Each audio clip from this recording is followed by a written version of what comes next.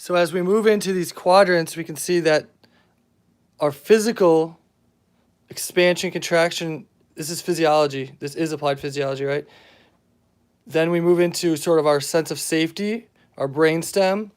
Then as we move into more of our limbic system, then that supports our sense of growth and expansion, and then our need to contribute to the world. So all of these mental faculties are set on movement, safety, so brainstem, movement, brainstem, limbic system, now neocortex. So what does everybody think? It's their mind. They need to think and figure out stuff with their mind. At schools, this is why it's frustrating to me. I laugh a lot when they say that we don't need to do these movements. We don't need to get entrained, yet we expect people to hop right here.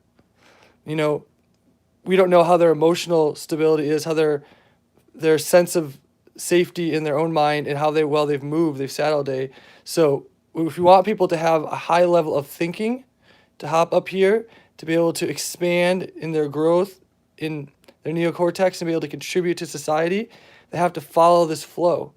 Otherwise, we have people in school trying to be forced, or not forced, but have the opportunity to learn great lessons by great teachers.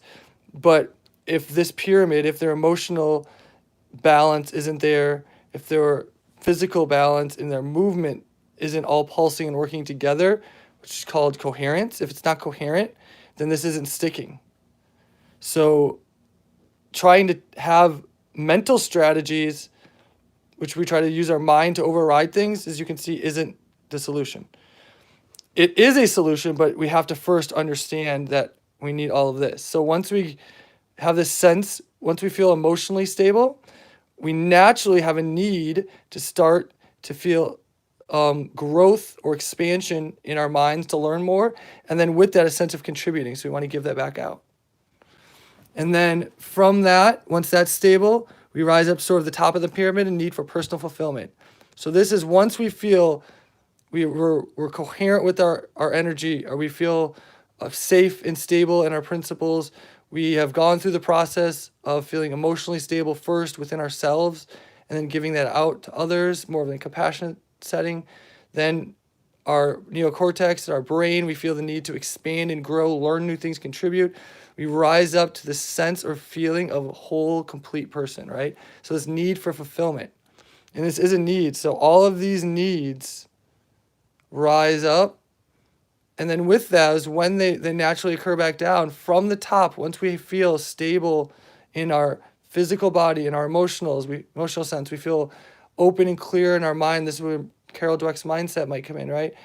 We feel like a whole complete person at the top. Now it's easy. Now we take that clear vision and we use our neocortex, our brain, our clear brain now to create a plan because it's stable. Then that plan goes down and kicks in the emotional action. We feel it, what we want to do at the deepest level, and that spurs our physical action. And then once we've done that, we have recovery. We get to rejoice and relax, and we start the process over, right? So if we want to have high mental strategies, or everyone says think, use your brain, think, it is based upon this wave up and this down. So we need to fill our needs from the bottom up.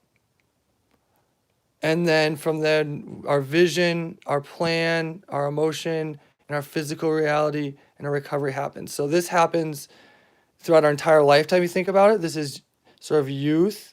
This is up to age 7 or so. This is sort of the emotional connection through younger life. Then a little bit older, mental, and then as we come more towards older age, we need that sense. We seek that sense of fulfillment as a whole.